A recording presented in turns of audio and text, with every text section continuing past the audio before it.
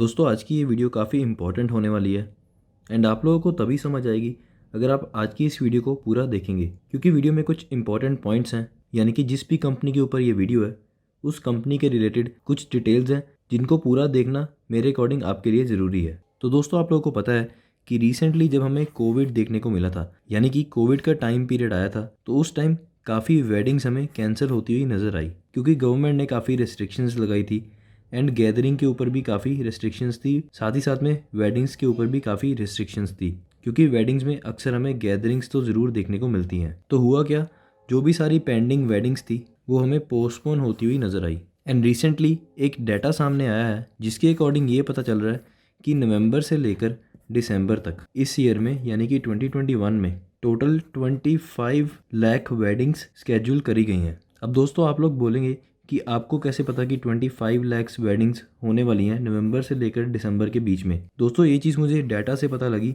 जो कि सामने आया है। एंड ये डाटा कहाँ से इकट्ठा हुआ, तो दोस्तों ये डाटा वहाँ से मिला होटल की बुकिंग से, यानी कि कितने होटल्स की बुकिंग हुई है इन 2 मंथ्स के टाइम पीरियड के बीच में, क्योंकि अक्सर मोस्टली वेडिंग्स होटल्स रिजॉर्ट्स इनके बीच में ही कराई जाती है एंड इनकी बुकिंग से ये चीज़ हमें देखने को मिली है। अब इस चीज़ का डायरेक्ट इम्पैक्ट किन स्टॉक्स के ऊपर पड़ सकता है, यानी कि आप लोग आज की इस वीडियो को एक अपॉर्चुनिटी वीडियो भी बोल सकते हैं, क्योंकि मार्केट में कभी भी कोई आपको डायरेक्ट ऐसे नहीं बोलेगा कि ये शेयर आगे वाले टाइम में बढ़ने वाला है या ये शेयर आने वाले टाइम में गिरने वाला है। तो कभी भी आपको ये चीज़ें डायरेक्ट सुनने को नहीं मिलेंगी।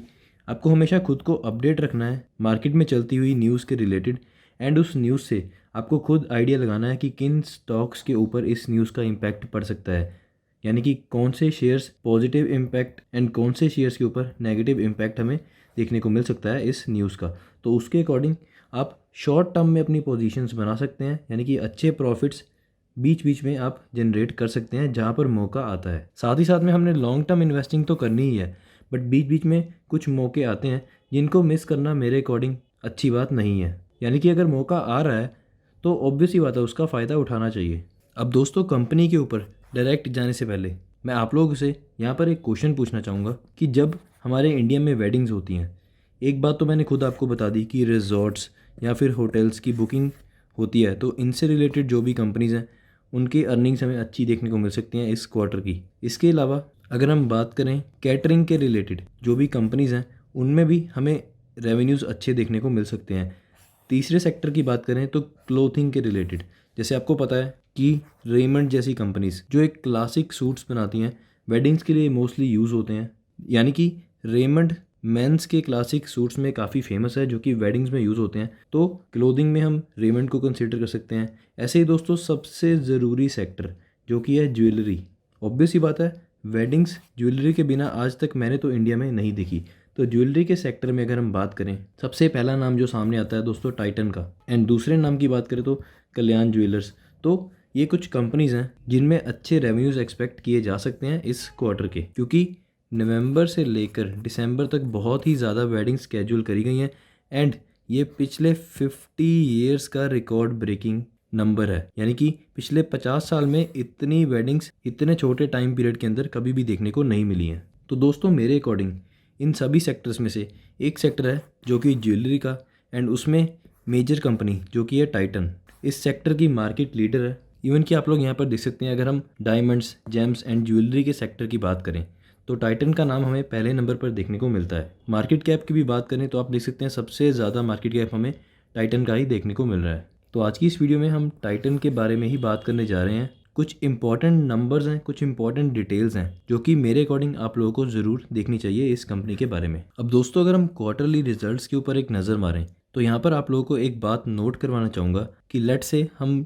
2019 ईयर के इन 4 क्वार्टर्स को देखते हैं, तो जो सेल्स हो रही हैं इन 4 क्वार्टर्स में सबसे ज़्यादा सेल्स हमें दिसंबर 2019 में देखने को मिली, यानी कि जो क्वार्टर दिसंबर में एंड हुआ। आप लोग यहाँ पर नंबर भी देख सकते हैं, 6206 करोड़ की सेल्स हमें यहाँ पर देखने को मिल रही हैं, और पिछले जो 3 क्वार्टर थे उनमें इससे कम सेल्स हमें देखने को मिल रही हैं। अब दोस्तों ऐसा क्यों है, क्योंकि एक तो दिवाली बहुत बड़ा फेस्टिवल है इंडिया में, इसके अराउंड भी काफ़ी ज्वेलरी शॉपिंग होती है, एंड नवंबर एंड दिसंबर के मंथ में काफ़ी वेडिंग्स भी स्केड्यूल करी जाती हैं हमारे इंडिया में।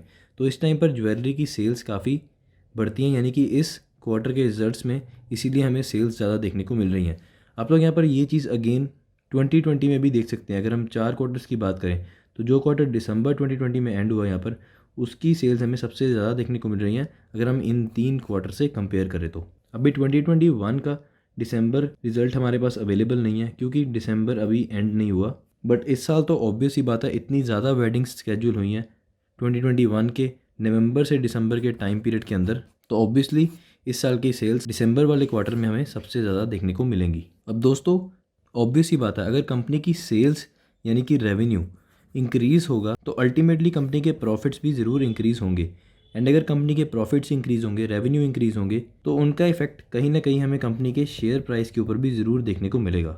तो देयर आर चांसेस कि कंपनी के शेयर प्राइस के अंदर भी तेज़ी आ सकती है दिसंबर वाले क्वार्टर के रिज़ल्ट के बाद, क्योंकि ये एक्सपेक्टेशन है कि दिसंबर वाले क्वार्टर के रिज़ल्ट हमें काफ़ी अच्छे देखने को मिल सकते हैं, क्योंकि पिछले 50 साल में ऐसा रिकॉर्ड ब्रेकिंग नंबर कभी भी नहीं हुआ है वेडिंग्स का इतने छोटे टाइम पीरियड के अंदर। तो अगर इतनी ज़्यादा ज्वेलरी की सेलिंग होगी तो ऑब्वियस ही बात है, टाइटन एक मार्केट लीडर है इस सेक्टर में, तो इनकी सेल्स काफ़ी अच्छी हो सकती हैं, प्रॉफिट्स काफ़ी अच्छे हो सकते हैं। एंड अगर रिजल्ट हमें बहुत ही बेहतरीन देखने को मिले तो स्टॉक में हमें तेज़ी भी देखने को मिल सकती है। तो जिन लोगों के पास करेंटली कोई भी स्टॉक नहीं है टाइटन का, मेरे अकॉर्डिंग करंट मार्केट प्राइस के ऊपर भी वो लोग थोड़ी क्वांटिटीज़ को ऐड कर सकते हैं। एंड अगर हमें नवंबर से पहले स्टॉक के अंदर कोई डिप देखने को मिलता है तो आप बाय ऑन डिप की स्ट्रेटजी से और भी कुछ क्वांटिटीज़ ऐड कर सकते हैं। एंड जो लोग ज्वेलरी के सेक्टर में अपनी मनी इन्वेस्ट करना चाहते थे तो वो इस टाइम पर टाइटन को कंसिडर कर सकते हैं मेरे अकॉर्डिंग अपनी इन्वेस्टमेंट के लिए।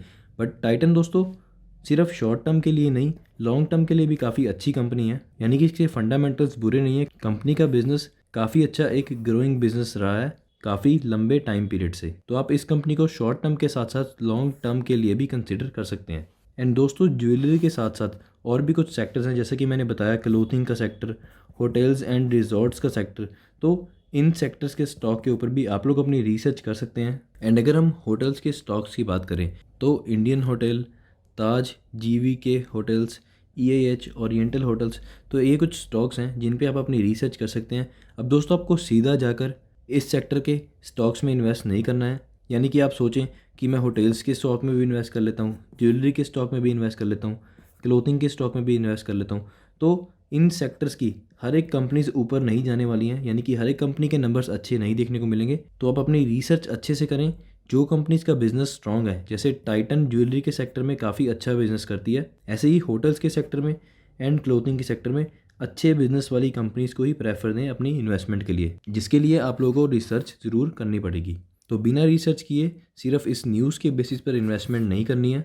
एंड साथ ही साथ में दोस्तों क्लोथिंग एंड एपरल्स के सेगमेंट की भी बात करें तो हमारी इंडियन मार्केट में स्टॉक्स हैं जैसे Libas, Raymonds, Arvind Fashions and AB Fashion, तो ये स्टॉक्स है कुछ क्लोथिंग के सेक्टर में जिनके ऊपर आप अपनी रिसर्च कर सकते हैं। एंड अगर आप मेरी प्रायोरिटी की बात करें तो रेमंड्स एंड अरविंद फैशन है जिनके ऊपर मैं आपको बोलूँगा कि आप अपनी रिसर्च करें। एंड इन दोनों स्टॉक्स को इस सेक्टर में आप कंसीडर कर सकते हैं अपनी इन्वेस्टमेंट के लिए। बट हाँ, अपनी रिसर्च ज़रूर करें पैसा लगाने से पहले।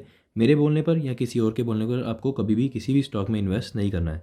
तो दोस्तों ये थी आज एक छोटी सी वीडियो मेरे अकॉर्डिंग एक अपॉर्चुनिटी के ऊपर, जो कि मुझे लगता है कि इन सेक्टर्स के स्टॉक में, यानी कि जो बेस्ट बिजनेस वाले स्टॉक हैं इन सेक्टर्स में, उनके रिजल्ट्स हमें काफ़ी अच्छी देखने को मिल सकते हैं इस क्वार्टर के, जो कि दिसंबर में एंड होने वाला है। तो कहीं ना कहीं इस चीज़ का हमें इन स्टॉक्स में फ़ायदा भी देखने को मिल सकता है इनके क्वार्टरली रिजल्ट्स आने के बाद।